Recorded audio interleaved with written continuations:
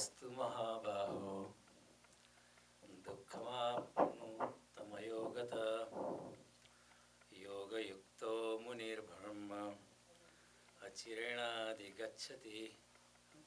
परंतु हे अर्जुन, मन, इंद्रिय और शरीर द्वारा होने वाले संपूर्ण कर्मों में जब तक कर्तापन की भावना विलीन नहीं हो जाती है तब तक संन्यास घटित नहीं होता है।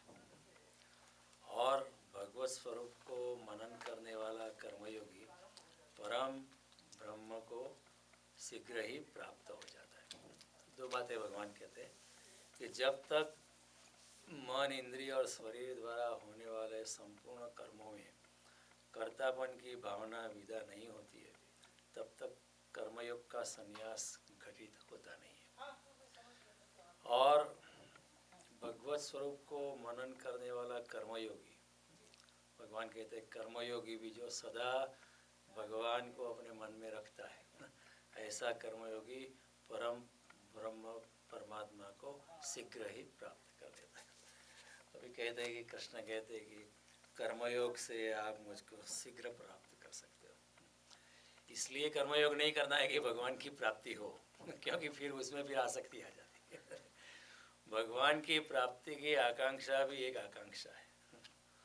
आप करते रहो, भगवान आएंगे, लेकिन आएंगे इसलिए आप कर्मयोग करो, ऐसा नहीं। भगवान का जब तक मन, बुद्धि और शरीर से जो भी कर्म हम करते हैं उसी में अगर जब तक हमारे कर्तापन का त्याग नहीं होता है, कर्तापन से हमारी मुक्ति नहीं होती है, तब तक आप चाहे सन्यासी बन जाओ फिर भी आपका सन्यास ठीक नहीं है। चाहे आप भगवे गेरुए वस्त्र धारण कर दो, फिर भी आप जब तक ये घटना नहीं हो, जब तक पूर्ण अनासक्ति नहीं है, जब तक आप आकांक्षा से रहित नहीं हो जाते और कर्मों में कर्तापन के अहंकार से जब तक आप मुक्त नहीं होते हो तब तक आपका संन्यास भी घटित नहीं होता है। और फिर भगवान दूसरी बात तुरंत बताते हैं कि जो कर्मयोग में ठीक तरह जिसने प्रवेश किया है, जिसने अपने कर्मों में कर्तापन का वो भूल ही गया है कि मैं करता हूँ कर्मों का, और जो सभी कर्म आकांक्षा रहित करता है, ऐसा कर्मयोगी भगवान कहता है मुझको शीघ्र ही अचिरेणाधिगच्छति, बड़ी शीघ्रता से मुझे प्राप्त कर देता है। तो भगवान ने अभी कर्मयोग की क्लाइमेक्स बढ़ा रहे। भगवान कहते हैं इनडायरेक्टली कि कर्मयोग भी मुझे पाने का सबसे अच्छा रास्ता है और ख़ास करके कलयुग में भी क्योंकि कलयुग में मनुष्यता जो है बहिर्मुखी है। Most people we are train to be extrovert, हम बहिर्मुखी बहुत बहुत मुश्किल से कोई अंतर्मुखी इंसान मिलता है इस ज़माने में। सभी लोग बाहर भटकते हैं। हम बैठे भी अगर शांति से तो भी हमको हमारा मन बाहर भटकता है। कुछ नहीं करना है तो हम रेडियो खोल लेते हैं। तो रेडियो खोलना ही means you don't want to go inside. आपको अंतर यात्रा नहीं करना, थोड़ा अभी रेडियो में खिंचाते हैं। You don't want to go inside, अभी चलो इंटरनेट चालू कर देते हैं। आपको अंतर यात्रा नहीं करनी, सुबह आप अखबार का इंतज़ार करते हैं। आपको कुछ करना नहीं है, खाली टाइम है, लेकिन आपको अंतर यात्रा नहीं करनी। लेकिन अभी ये क्यों नहीं आया, वो दूध वाला क्यों नहीं आया, इंडिया में लोग कैसा है, अभी तक दूध वाला क्यों नहीं है, अभी तक क्यों ये क्यों नहीं है, अभी तक मंदिर की घंटी क्यों नहीं बजी है। तो मंदिर की घंटी बजे ना बजे आप अपनी अंतर यात्रा शुरू करो। लेकिन अंतर्मुखी लोग इस ज़माने में ढूंढने से भी ढूंढे नहीं मिलते। इसलिए भगवान कहते हैं कि जब तक विषय वासना नहीं चली जाती तब तक संन्यास घटित नहीं होता है। कितने भी आप गैरवे वस्त्र धारण कर लो, घर छोड़ के चले जाओ, जटिलो मुंडित लुंचित केश शंकराचार्य कहते, कई लोग जटा का धारण करते, कई लोग जो है अपना जो सर है उसका मुंडन कर लेते हैं, कई लोग कुछ और वस्त्र धारण कर लेते। लेकिन फिर भी भगवान कहते हैं कि जब तक मन में अनासक्त भावना नहीं है, जब तक मन में अनासक्ति की भावना नहीं है तब तक संन्यास की घटना घटती नहीं है। तो भगवान कहते हैं अपने आप को आप डोंट चीट योर सेल्फ, अपने आप को। तो भगवान ने ये बात बताई क्योंकि अर्जुन की आंख में भगवान ने देखा होगा, जब भगवान ने कर्म संन्यास की बात की तो अर्जुन को ऐसा लगा होगा कि वो बात तो मैं भी कर रहा था कि मैं भी युद्ध से भाग जाना चाहता था। वो भी एक तरह का कर्म संन्यास है, क्योंकि लोग कर्म संन्यास को समझते नहीं है। लोग कर्म संन्यास को ऐसा समझते कि कर्म का त्याग नहीं है।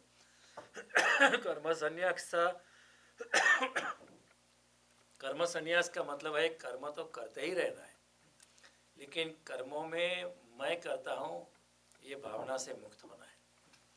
कर्तापन की जो हमारी गहन भावना है उससे मुक्त होना और फिर भी कर्म करते रहना, उसका नाम है कर्म संन्यास। तो जब भगवान ने कर्म संन्यास की बात की और कर्म योग की बात की, फिर से मैं दोहराता हूँ, कर्मयोग का मतलब है मैंने किया है वो भूल जाना, उसका ख्याल ही नहीं रहता। कर्मों में जो कर्तापन होता है, कर्तापन का अहंकार जो होता है, उससे मुक्त होना है कर्म संन्यास। याद रहे कि कर्मों से छूटना नहीं, कर्म तो निरंतर चलता रहेगा, लेकिन करने वाला मैं नहीं हूँ, ये जब भावना बनी रहती है तो कर्म संन्यास हो जाता है।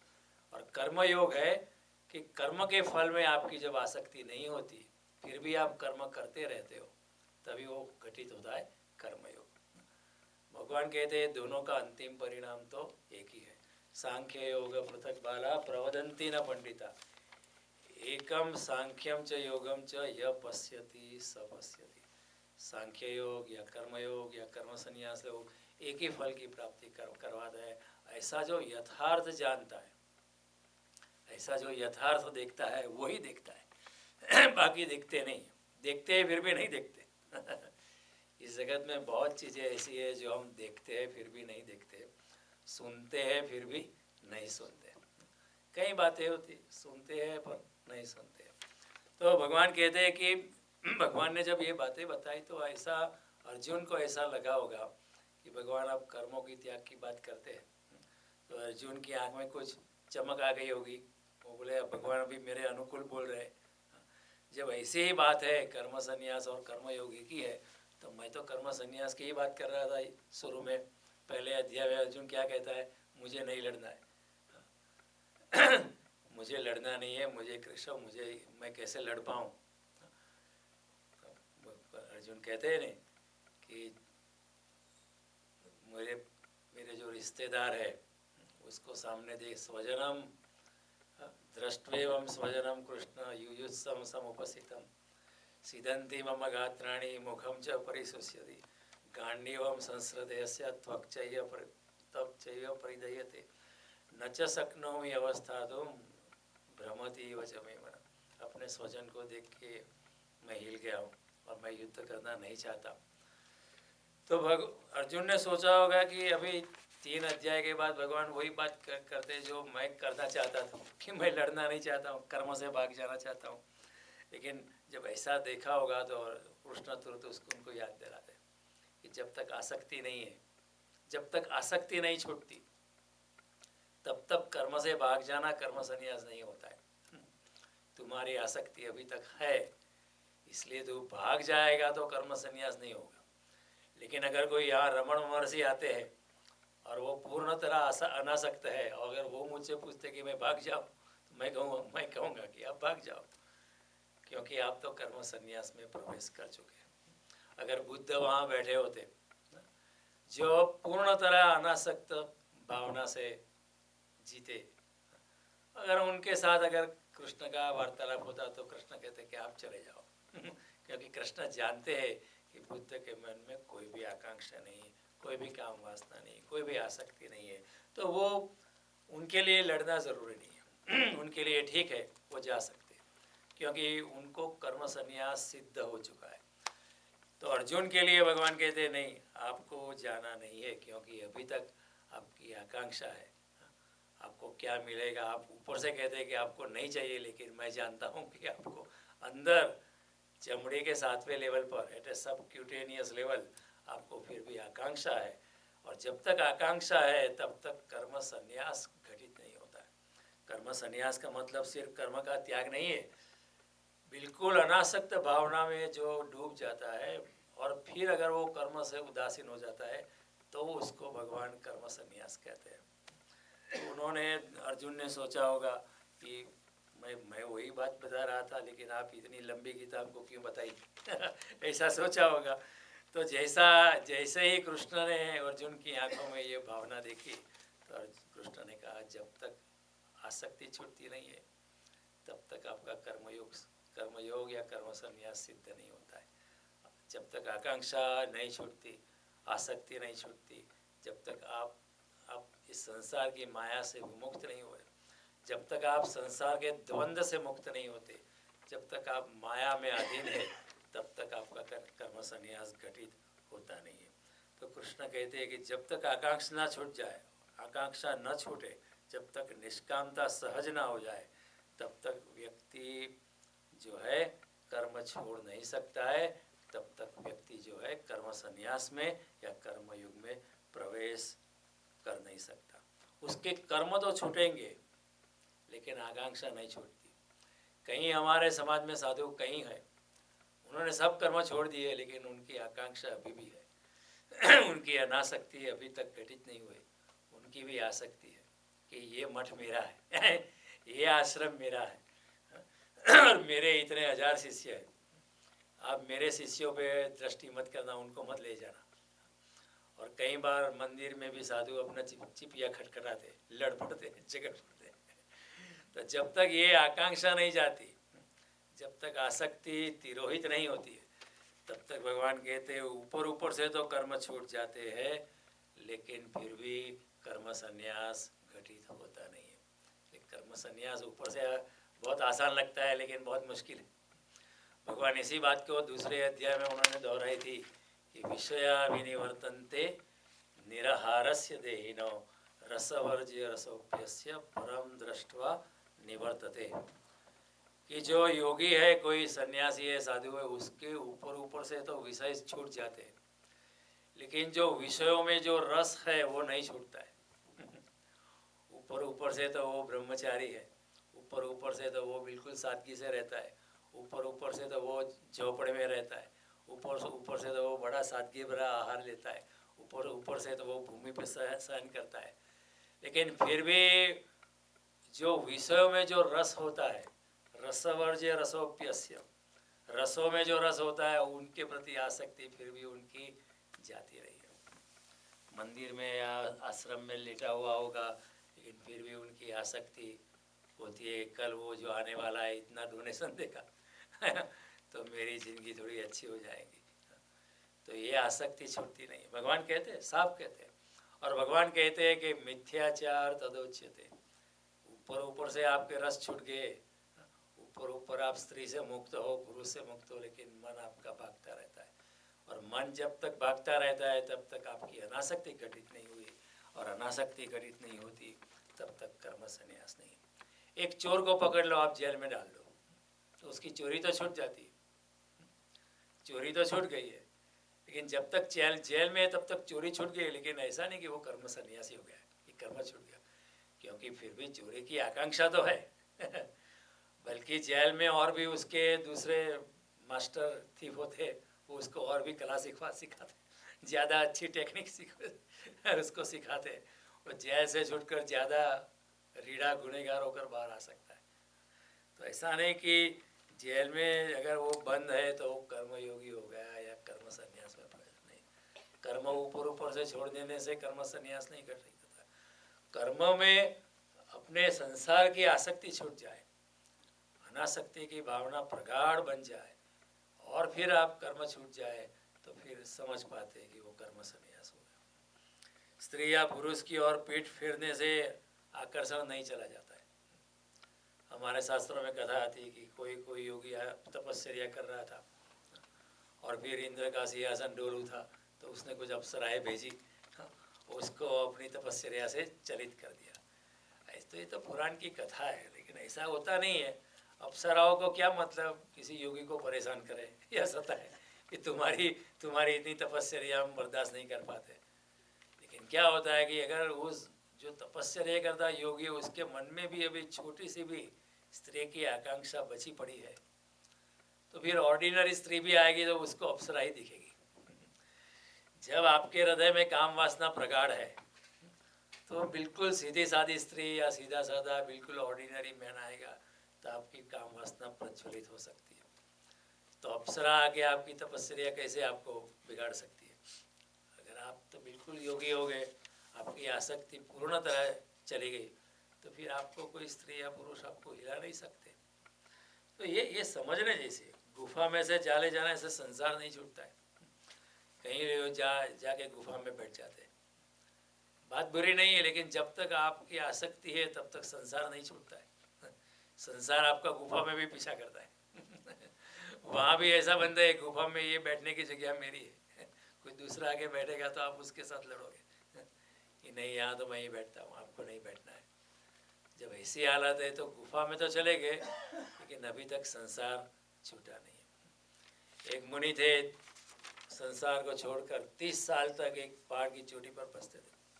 30 साल तक तो पहाड़ की चोटी पर बैठते बैठते और संसार से मुक्त होकर उन्होंने सोचा अभी मैं पूर्ण अनासक्त हो गया हूँ, अभी मेरे में क्रोध नहीं है, सभी माया से मुक्त हो गया हूँ और मुझे वहाँ नीचे जाने की, गांव में जाने की कोई ज़रूरत नहीं। तो ऐसे उनकी निर्मल मान्यता थी। एक बार वहाँ मेला था तो लोगों ने कहा मेले में आपको आना ज़रूरी है, कम से कम आशीर्वाद देने के लिए आ जाओ। और मेले में आए तो मेले में धक्का मुक्की गिरदी होती है हिंदुस्तान में, तो कोई धक्का दे के आगे चला गया तो उनको गुस्सा आ गया कि देखता नहीं कि मैं कौन हूँ, आपको पता है कि मैं कौन हूँ, इतना बड़ा मैं साधु। तो शिष्य ने बोला कि महाराज अभी तक क्रोध गया नहीं है, 30 साल तक हुआ नहीं, क्योंकि पहाड़ की चोटी पर आपको परेशान करने वाला कोई होता नहीं है, लेकिन यहाँ एक छोटा सा धक्का खाया तो आपको गुस्सा आ गया। तो महापुरुष को भी लगा कि बात तो ठीक है। तो जिसने धक्का दिया था, जिसका पाँव उनके ऊपर पड़ा था, उसको जाके उन्होंने चरण छुए। वो इंसान ने कोई पूछा कि आप क्या कर रहे हो, मेरे चरण क्यों छूते हो? उन्होंने बताया कि आपके चरण के धक्के ने मुझे ये समझाया कि जो पहाड़ की चोटी पर नहीं हुआ वो अभी मुझे ज्ञान हुआ कि अभी भी मेरे में क्रोध है। तो कहने की बात है, जब तक आकांक्षा नहीं छूटती, आसक्ति नहीं छोड़ी जाती, तब तक कर्म संन्यास संभव नहीं है। कर्म ऊपर ऊपर से छूट सकते हैं। शंकराचार्य कहते जटिलो मुंडित लुंचित केश। कई लोग अपनी जटा बढ़ा देते और कहते हैं अभी मैं सन्यास में हूँ या साधु हो गया हूँ। कई लोग अपने मुंडी को लुंचित केश, सब बाल निकाल देते। कई लोग कुछ अलग प्रकार के वस्त्र धारण कर लेते। तो शंकराचार्य के ऐसा होने से भी सन्यास घटित होता है, ऐसी कोई बात, कोई ऐसा कोई उसका कोई प्रमाण नहीं है। कुरुते गंगा सागर गमनम, शंकराचार्य कहते हैं, व्रत परिपालनम अथवा दानम, ज्ञान विहीन सर्वमतेन मुक्तिर्न लभते जन्म सतेन।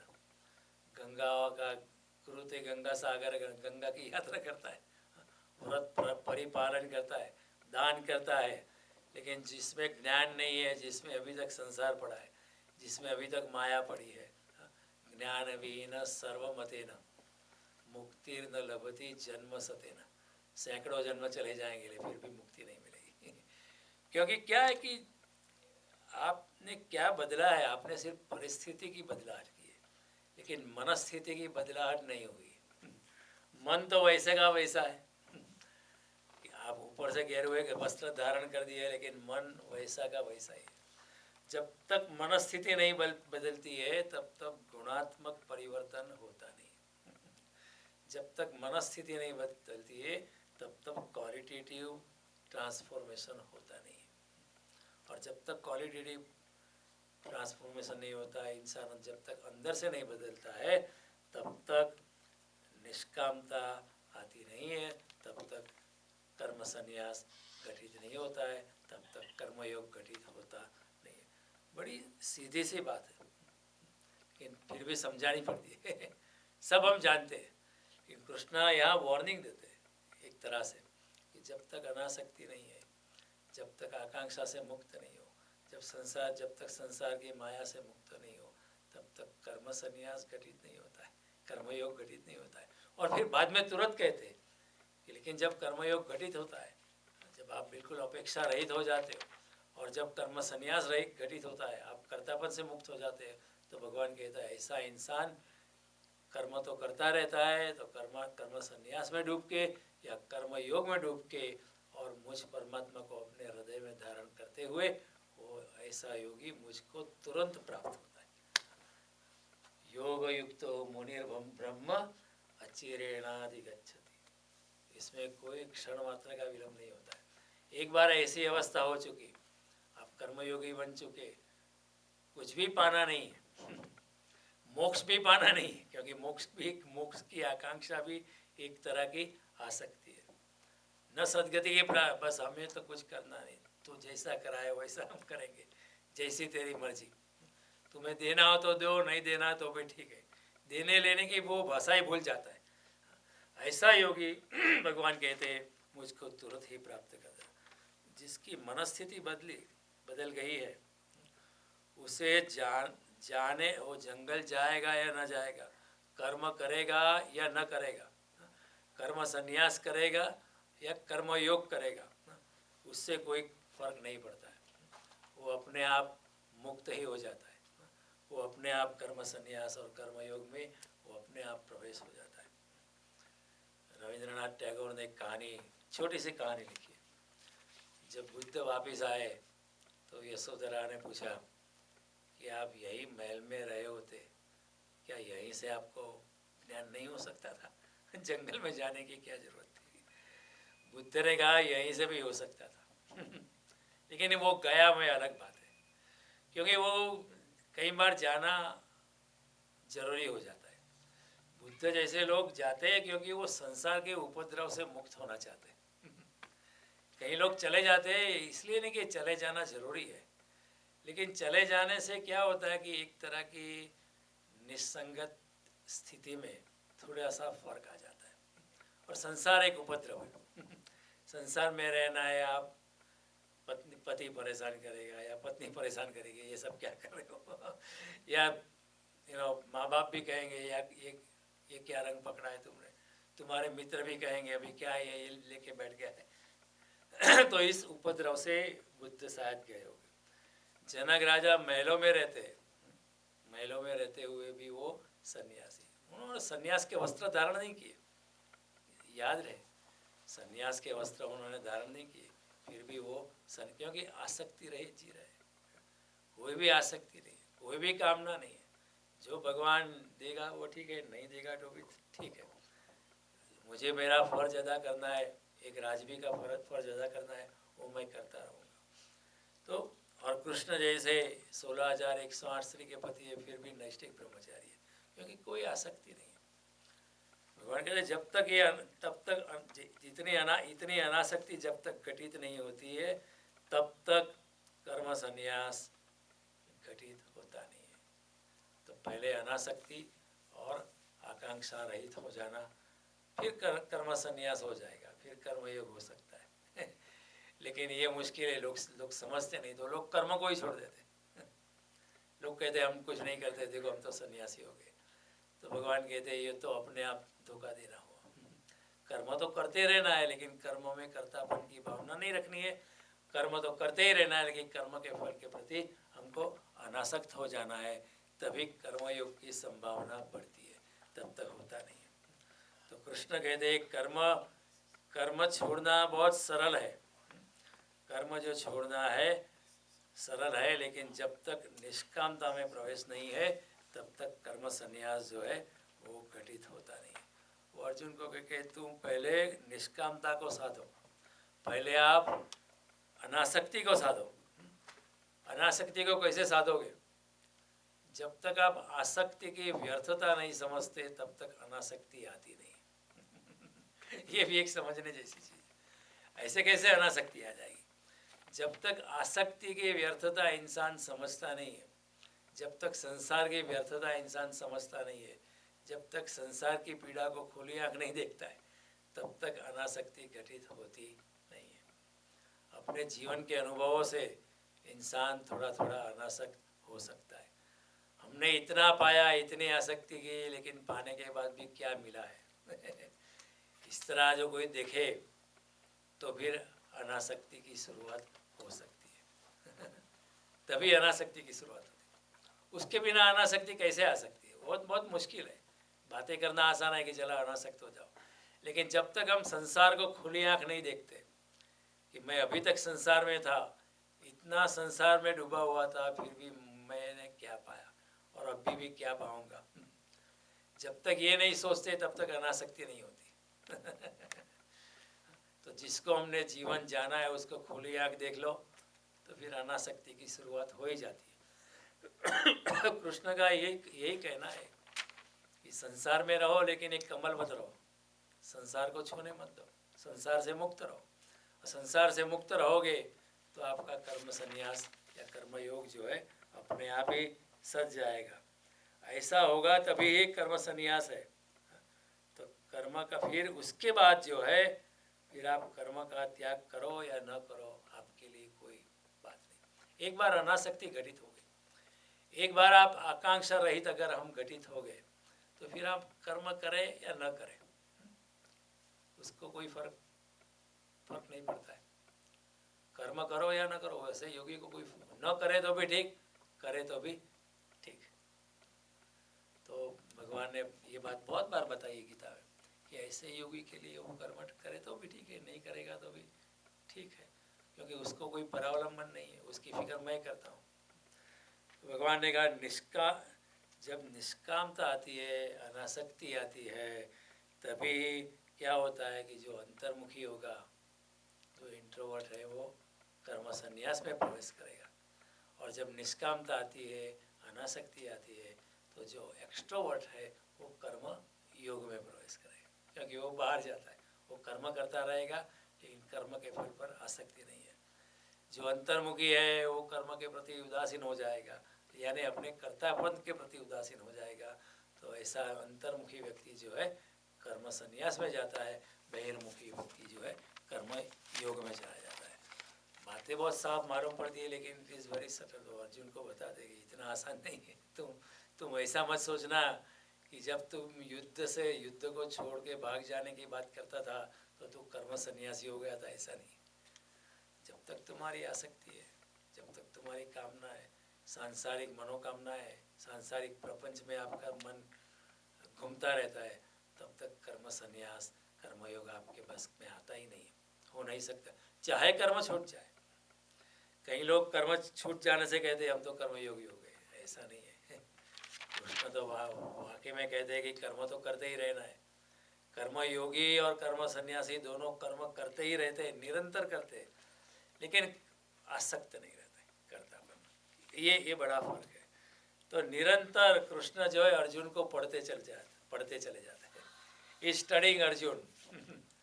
सच्चा गुरु जो है वो शिष्य को हमेशा देखता रहता है कि उसने समझा नहीं समझा, how much progress he has made. सच्चा गुरु ही देखता रहता है, क्योंकि सच्चा गुरु जो है ना वो सॉल्यूशन नहीं देता है, वो प्रोसेस देता है।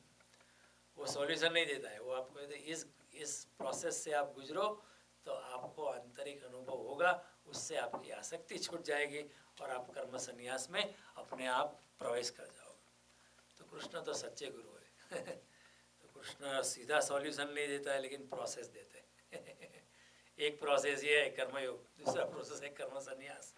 अनेक प्रोसेसेस भगवान ने दिए, भक्ति योग दिए, ज्ञान योग दिए, लेकिन यात्रा तो हमें ही करनी है। कृष्ण ऐसा नहीं कहते चलो मैं जाके आपको दे देता हूँ, यात्रा तो प्रोसेस में हमें जाना है। वो वही बताते हैं शिष्य को जो शिष्य को समझने के लिए उचित है, उससे ज़्यादा नहीं बताते, क्योंकि ज़्यादा बताने से फ़ायदा क्या है। ज़्यादा बताने वाली बात भी जो है शिष्य ग्रहण नहीं कर पाएगा। तो कृष्ण सब कुछ नहीं बताते जानबूझकर, क्योंकि बताएंगे तो भी उसका कोई फ़ायदा नहीं है और उससे तो मिस इंटरप्रिटेशन होने की संभावना बहुत बढ़ जाती है। फिर भी कृष्ण ने इतनी सारी बातें बताई है जो किसी और योगियों ने बताने की हिम्मत नहीं की है। कृष्ण ने गीता में इतनी सारे बातें बताई है कि दूसरे योगियों ने, दूसरे महापुरुषों ने ये सब बातें बताने की हिम्मत नहीं की है। उसका मूल कारण इतना है कि अर्जुन जो है वो एक योगी जैसा था। अर्जुन जो है वो प्रखर बुद्धिमान था। जीसस को ऐसा कोई इंसान मिला नहीं जो इतना प्रगाढ़ बुद्धिमान हो, इतना सुसंस्कृत हो, जिसका बैकग्राउंड इतना अच्छा हो, जो बड़ी बड़ी गहन बातें आसानी से पकड़ सके। ऐसा शिष्य मिला नहीं था, तो वो बताना भी चाहते तो भी नहीं बताया। बुद्ध को भी इतने अच्छे शिष्य नहीं मिले, ज़्यादा से ज़्यादा साधुवान। महावीर को भी इतने अच्छे प्रगाढ़ शिष्य नहीं मिले। अर्जुन, कृष्ण का भी ये सद्भाग्य है, अर्जुन जैसा सुनने वाला मिला है, तो कृष्ण सारी बातें बता सकते हैं। तो इसी उसका मतलब है सत्संग। सत्संग का मतलब है ऐसा गुरु जो आपको ठीक बात ही बताता है, जो आप पकड़ पाए, जो आपको सॉल्यूशन नहीं देता है, वो आपको प्रोसेस बताता है, और प्रोसेस से हमको गुजरना है। तो गुरु के साथ सत्संग होता है। तो सत्संग का मतलब क्या है कि जहाँ असंग हो जाए, जहाँ निष्कामता आ जाए, जहाँ आसक्ति गिर जाए। सत्संग का वही मतलब है कि जो कोई हमें जगा दे। जिन मोह निशा में हम सोए पड़े, गाढ़ निद्रा में हम संसार में घूमते रहते, उस निद्रा से हमें कोई हिला दे, उसका नाम है सत्संग। और हमें बता दे कि जो भी हम कर रहे हैं वो सब भ्रांत है, वो सब पत्तों के महल की तरह है। कोई हमें जगा दे, हमारी जागृति ला दे, तो वही सत्संग है। जहाँ सत्संग में अगर संग हो जाए तो फिर वो सत्संग नहीं है। सत्संग के माहौल में अगर संग हो जाए, संग दोष हो जाए, तो फिर वो सत्संग नहीं रहता है। कई हमारे सत्संग होते हैं, वहाँ लोगों को और ज़्यादा माया हो जाती, लोग आके ये कर दे, वो कर, सोशलाइज हो जाता है। लोग चर्च में जाते हैं तो वहाँ सोशलाइज हो जाता है, कहीं हमारे मंदिरों में भी लोग जाते हैं तो सोशलाइज हो जाता है, बहुत बातें होती है। भगवान को कितना अंदर हृदय में लेके गए, ये कसौटी कोई करता नहीं है। हालांकि होना चाहिए, हर संडे को मंदिर में आते हैं तो दैनंदिन परमात्मा हमारे में ज़्यादा ज़्यादा ज़्यादा प्रवेश होना चाहिए, लेकिन ऐसा तो महसूस भी नहीं होता है। हालांकि फिर मंदिर का पॉलिटिक्स चलता है, चर्च का पॉलिटिक्स चलता है, और इसमें इंसान उलझ जाता है और अपने अपने अपने आप को फिर वो बड़ा पुण्यशाली और पुण्यकर्ता समझ लेता है। कई लोग ऐसे हैं, हम तो ये करते हैं, हम तो ये करते हैं, हमको क्या, हम तो हमारा उद्धार हो जाएगा। कृष्ण ऐसा नहीं कहते। कृष्ण कहते हैं कि बात गहरी है, क्योंकि अर्जुन चाहता था कि मैं भाग जाऊं, और अर्जुन चाहता था कि अगर कृष्ण ही खुद बोल दे कि तेरी बात सही है, तू भाग जा, तो फिर लोगों को बता दे कि देखो कृष्ण ने कहा था, कृष्ण ने भी प्रमाण दिया था, कृष्ण ने भी गवाही दी थी, इसलिए मैं भागा। अर्जुन यही चाहता है कि अगर कृष्ण कह दे कि मैं भाग जाता हूँ तो भाग जाने में आसानी हो जाती, लेकिन कृष्ण इतने आसान नहीं है। वो कृष्ण को कहते हैं कि अगर आप गवाही दे दे तो मैं रणछोड़ बन जाऊँ। लेकिन कृष्ण कहते हैं कि कृष्ण अलग प्रकार के गवाही है। देखो, कृष्ण ने जब रण मैदान छोड़ा था और रणछोड़ कहाए गए तो उनका पूर्ण तरह उनकी आसक्ति थी, अनासक्ति थी, पूर्ण तरह आकांक्षा से मुक्त थे। तो उनके लिए रणछोड़ होना ठीक है। वो रण मैदान को छोड़ के जा सकते हैं, लेकिन अर्जुन के लिए ठीक नहीं है। समझ में आता नहीं? कृष्ण के लिए रण से भाग जाना ठीक है, क्योंकि वो तो बिल्कुल अनासक्त है, वो तो बिल्कुल आकांक्षा से मुक्त है। अर्जुन के लिए ठीक नहीं है, क्योंकि भगवान कहते हैं अभी तक तो अनासक्त नहीं हुआ है, अभी तक तो आकांक्षा से मुक्त नहीं हुआ। तो कृष्ण तो क्रांति देते हैं, सहारा नहीं देते। कृष्ण कोई वैसाखी नहीं देते, क्रचेस नहीं देते, वो तो आपको अपने ही पैरों पे चलना है। वो अर्जुन को कहते हैं आपको अपने पैरों ही चलना है। कृष्ण जो है वो रूपांतरण देते हैं, पलायन का समर्थन नहीं करते। कृष्ण जो है ट्रांसफॉर्मेशन आपको बताते हैं, वो पलायन का समर्थन, एस्केपिज्म से वो राजी नहीं है। तो इस तरह भाग जाना वो तो ठीक नहीं है। जब तक आपकी निष्कामता नहीं है तब तक भाग जाना ठीक नहीं है। शंकराचार्य के सत्संगाते निस्संगात्वे, सत्संगात्वे निस्संगात्वम, निस्संगात्वे निर्मोहात्वम, निर्मोहात्वे निश्चल चित्ते, निश्चल चित्ते जीवन मुक्ति। वही बात जो कृष्ण इधर कहते हैं कि आपकी जीवन मुक्ति हो सकती है।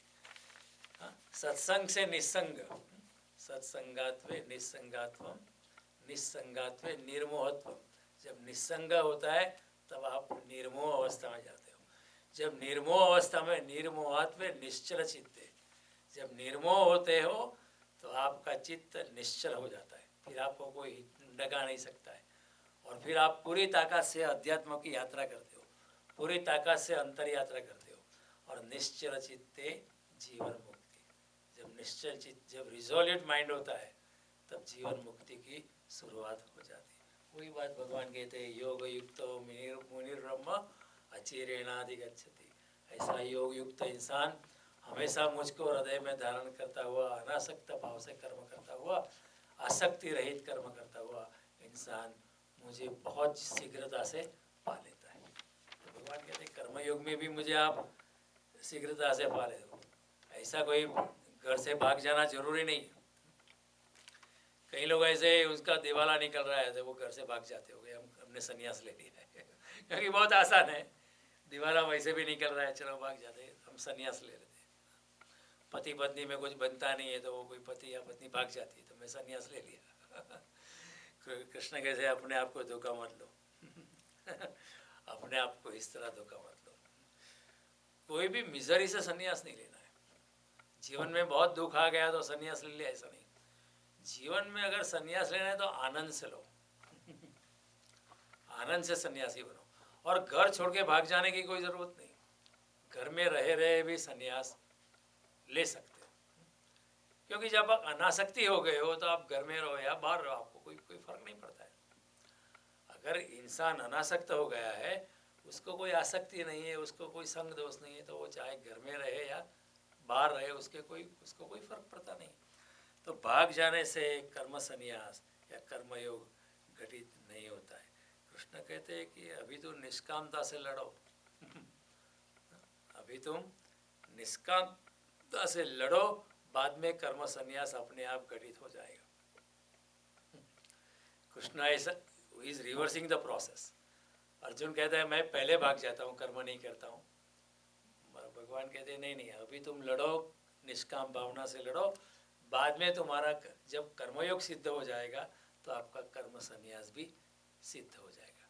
क्योंकि कर्मयोग में जो जाता है वो कर्म संन्यास को भी समझ लेगा। तो कृष्ण की सलाह ये है कि अभी तो लड़ बाद में कर्म संन्यास हो जाएगा। अभी कर्मयोग कर बाद में कर्म संन्यास हो जाएगा, लेकिन अभी तो लड़ना है। ये बड़ी चैलेंज है, धर्म की यही अपेक्षा है। धर्म कहता है, कृष्ण के तुम सुख में जो अगर है तो छोड़, लेकिन दुख से तुम्हें गुजरना है।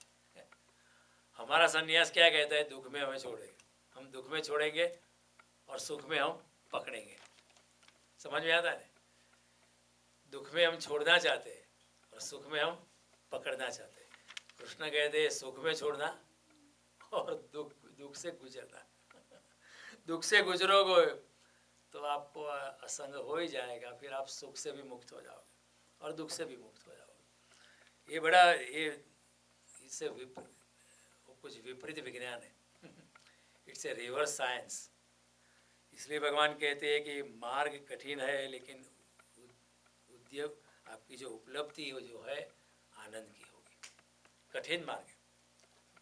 अभी देखो भाग जाना आसान है ना, भाग जाना में सुख है अर्जुन के लिए, लेकिन कृष्ण कहते नहीं, तुमको लड़ना है लड़ने के बाद तुम भाग जाना ये इनडायरेक्टली कहते लड़ने के बाद आपका कर्म संन्यास हो जाएगा, क्योंकि फिर आप कर्मयोग को समझ लोगे लड़ने के बाद। क्योंकि अनासक्त भाव से तू लड़ेगा तो फिर कर्मयोग तो समझ जाएगा, और फिर कर्मयोग समझ जाएगा तो कर्म संन्यास भी समझ जाएगा।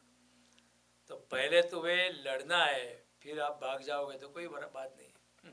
फिर मैं तुम्हें खुद कह दूंगा कि भागो, क्योंकि तू हम कर्मयोग को समझ गया है। लेकिन अभी भाग जाना उचित नहीं है, नॉट नाउ। तो दुख की घड़ी में ये नैसर्गिक है, छोड़ देना ये नैसर्गिक है। हम बहुत दुखी है तो छोड़ देते। कोई गाड़ी से बहुत दुखी हो गया, चलो दे देते किसी को। घर में बहुत झगड़ा हो गया एक गाड़ी के कारण, एक गाड़ी निकाल देते। तो दुख की घड़ी में छोड़ना बड़ा नेचुरल है, नैसर्गिक है, लेकिन वो धार्मिक नहीं है, कृष्ण कहते हैं।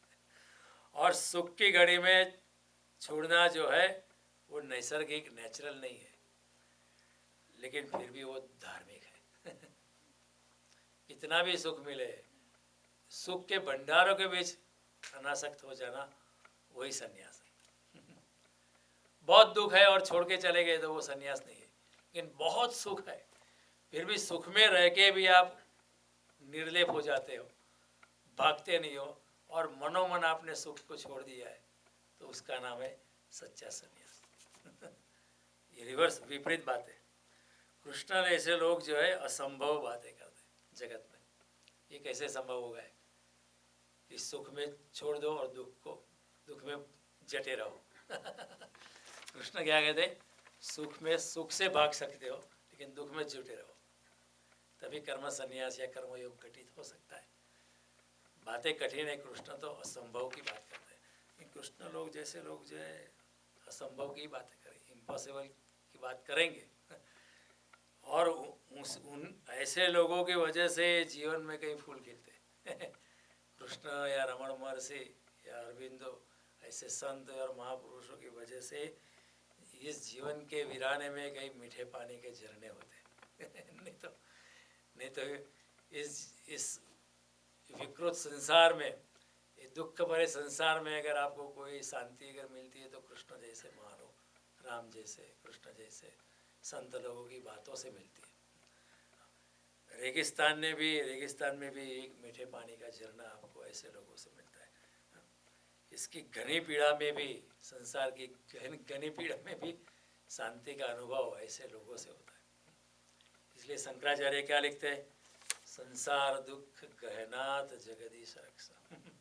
ये भगवान, संसार का दुख तो बड़ा गहन है, और इस गहन दुख से शंकराचार्य जैसा योगी कहता है मुझे भाग जाना नहीं है, लेकिन आप थोड़ी मेरी रक्षा करना। संसार दुख गहनात जगदीश रक्षा। तो अनेरी बात है कृष्ण कहते कि कर्म संन्यास कर्मयोग भाग जाने से नहीं है।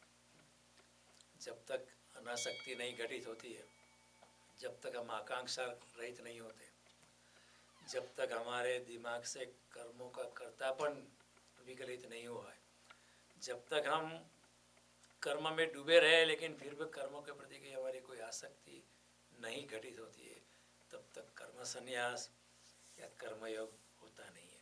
तो अर्जुन को भगवान कहते हैं, पहले तो आसक्ति रहित हो।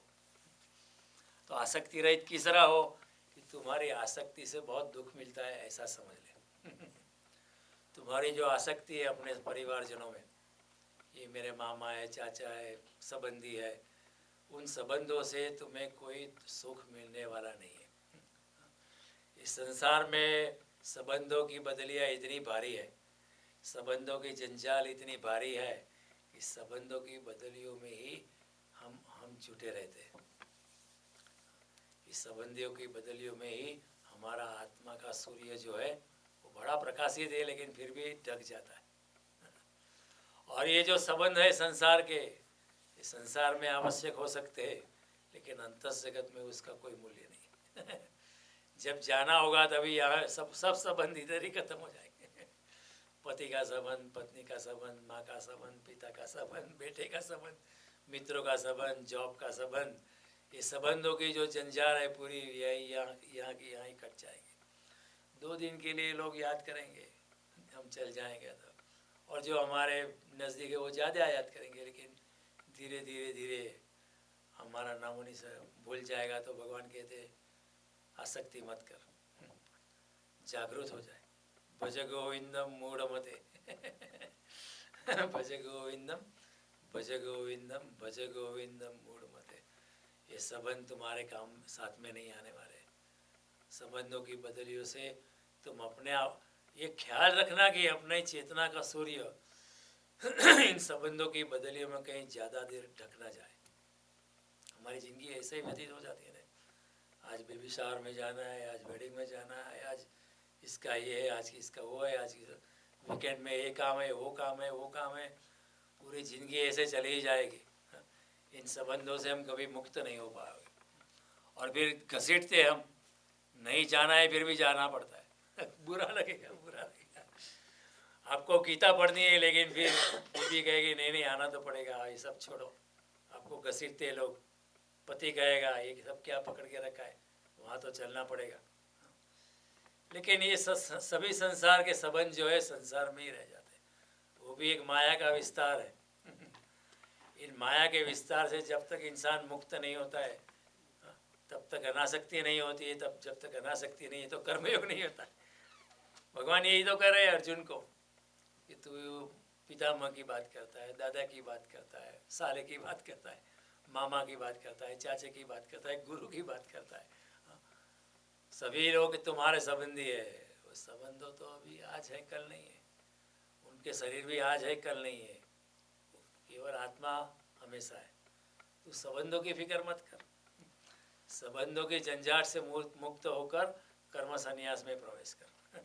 इन संबंधों की जो मायाजाल है, मोह निशा जो है, उससे मुक्त होकर तू कर्म संन्यास और कर्मयोग में प्रवेश कर।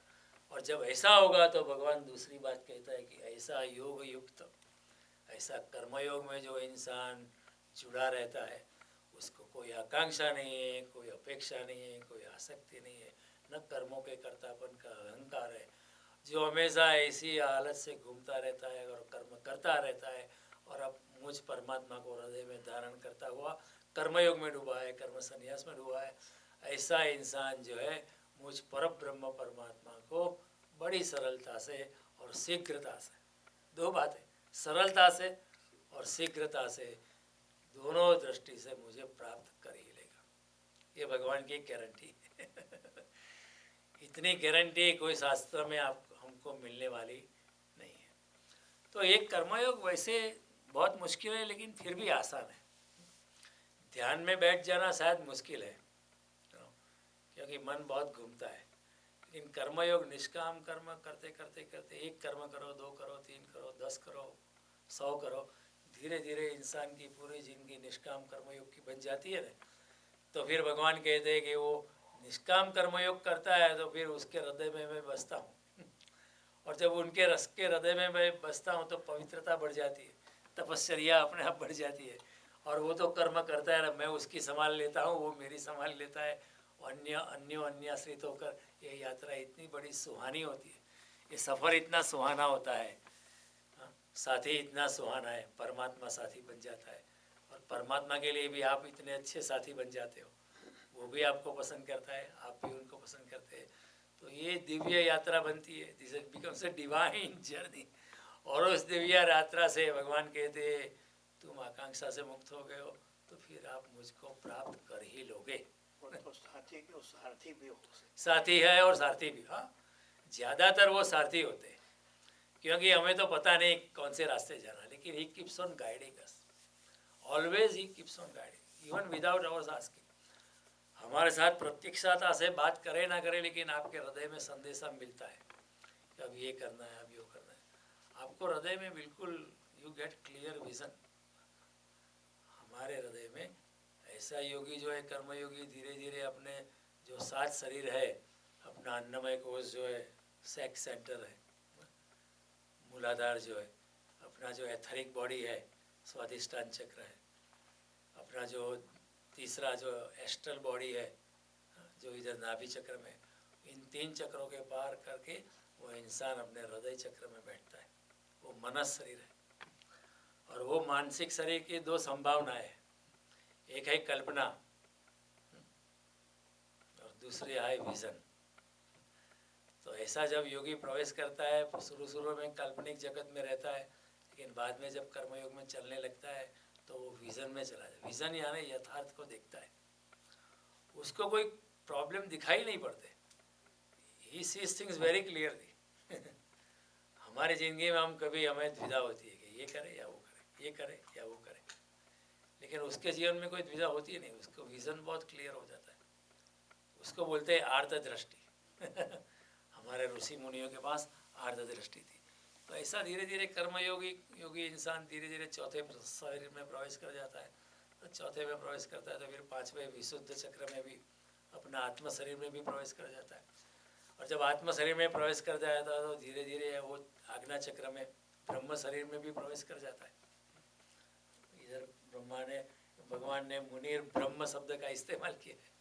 तो ऐसा कर्मयोगी बिल्कुल आज्ञा चक्र पर आ जाता है और अंत में अनेक जन्मों के बाद वो अपने निर्वाण शरीर में भी प्रवेश कर जाता है, अनेक जन्मों के बाद। क्योंकि ये जो यहाँ का चक्र है ना वो इतना आनंददायी है, योगी वहाँ से हटना नहीं चाहता है क्योंकि इतना आनंदपूर्ण है।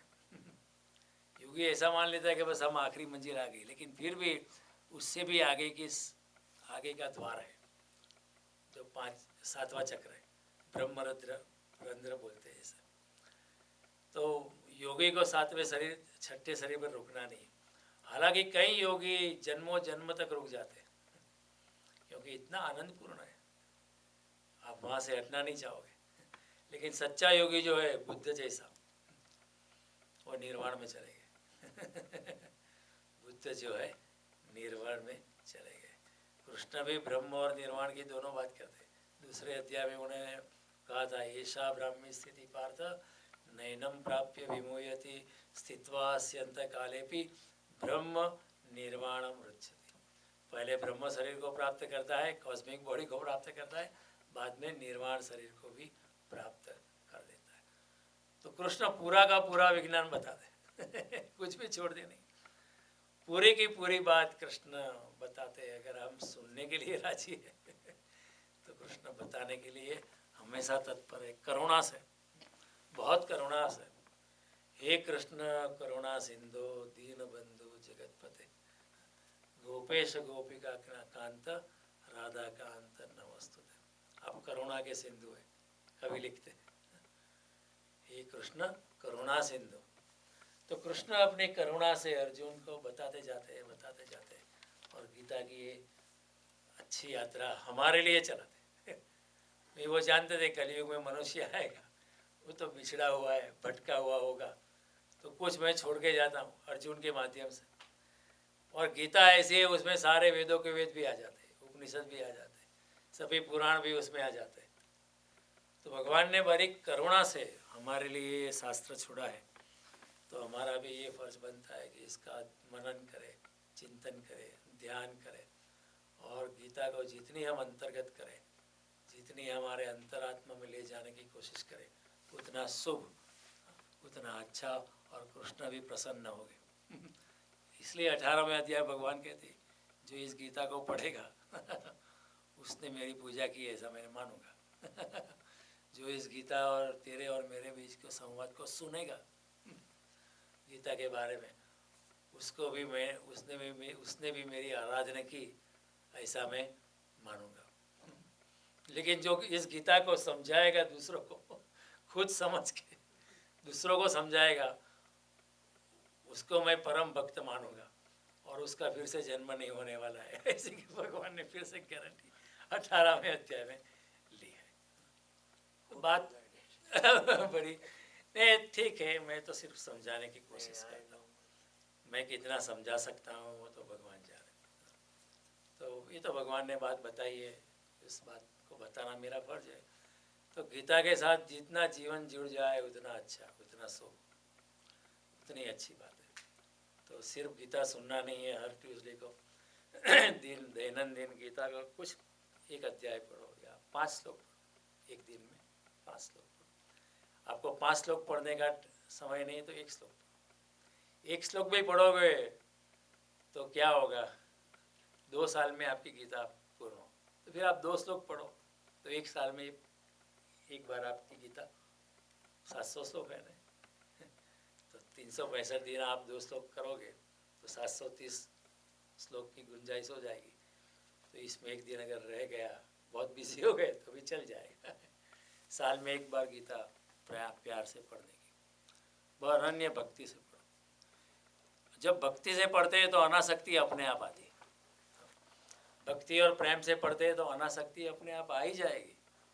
आपको पता भी चल जाएगा अभी बहुत अनासक्ति आ गई है। अनासक्ति आ जाए, कर्मों से करतापन चला जाएगा, तो फिर भगवान क्या कहते हैं, आप कर्मयोग में प्रवेश कर गए। फिर आप कर्म संन्यास में प्रवेश करें, फिर आप कर्म करो या न करो, मुझे कुछ भी फर्क नहीं पड़ता है।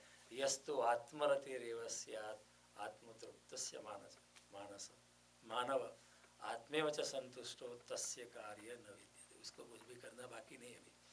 नैव तस्य कृतेनार्थो, उसे करने का भी कोई मतलब नहीं है। न अकृतेनस्य कश्चन, उसको न करने का भी कोई मतलब नहीं है। करने का भी कोई मतलब नहीं है, न करने का भी मतलब नहीं है। नचास्य सर्वभूतेषु कश्चिदर्थव्यय, उसको किसी भूत मात्रा पे कोई आधार रखने की भी कोई ज़रूरत नहीं है, क्योंकि उसकी देखभाल करने वाला मैं हूँ। तो ये बड़ी गहन बात भगवान ने बताई, आपने भी इतने प्यार से शांति से सुनी। मैं आपसे अनुग्रहित हूँ। अगले मंगलवार को गीता की यात्रा को बड़े प्यार से आगे बढ़ाएंगे और फिर से हमारी यात्रा को बढ़ाते रहेंगे। नमस्कार।